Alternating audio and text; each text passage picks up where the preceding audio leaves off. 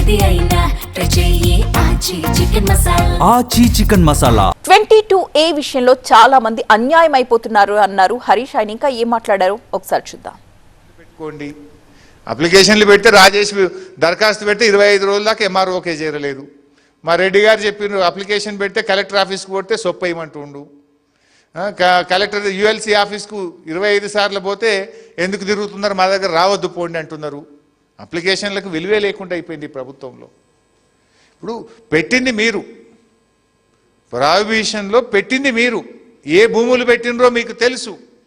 మరి ఆ భూములను తీసేయండి.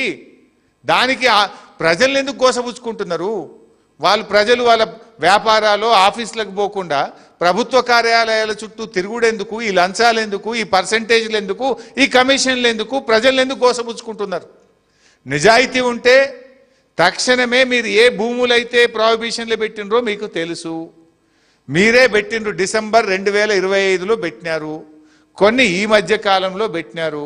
ఏవైతే అన్యాయంగా ప్రజల ఆస్తులను మీరు 22Aలో పెట్టినరో వాటిని యథావిధిగా తొలగించండి. దానికి ప్రజల ఉసురు ఎందుకు పోసుకుంటున్నారు?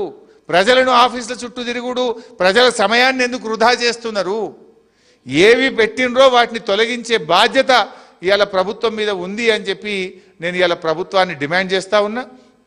అండ్ అదేవిధంగా ఇవాళ రేవంత్ రెడ్డి గారు కూడా నిజాయితీ రుజువు చేసుకోవాలి.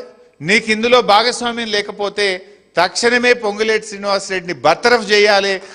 బాధ్యులైన అధికారుల మీద కూడా వెంటనే చర్య తీసుకోవాలి. ఈ భూములన్నీ కూడా రిజిస్ట్రేషన్ చేయాలని కోరుతా ఉన్నాం. అంటే ఇందులో ఒకటి మాత్రం స్పష్టంగా అర్థమవుతుంది, ఇవాళ ఇది రేవంత్ రెడ్డికి తెలియకుండా జరిగింది అయితే కాదు అనేది అర్థమవుతా ఉంది. నిజం చెప్పాలంటే ఇలా A1 రేవంత్ రెడ్డి, A2 పొంగులేటి శ్రీనివాసరెడ్డి, వీరిద్దరు బాధ్యులే. ఇలా మీరు ఇద్దరు కలిసి చేసిందే ఇది. లేకపోతే రేవంత్ రెడ్డి ఎందుకు స్పందించాడు? 4 నెలల కింద కోమటిరెడ్డి వెంకటరెడ్డి చెప్పంగానే నువ్వు స్పందించి ఉంటే ఇవాళ ఇంత ఇబ్బందులు ఈ రాష్ట్ర ప్రజలకు వచ్చి ఉండేటి కావు కదా. ఇవాళ ఇది ఒక తుగ్లక్ ప్రభుత్వం లాగా మారిపోయింది. అసలు ఏది ఇడిచిపెట్టలేరు. ఒకవైపు ఇప్పుడే సబితక్క చెప్పినట్టు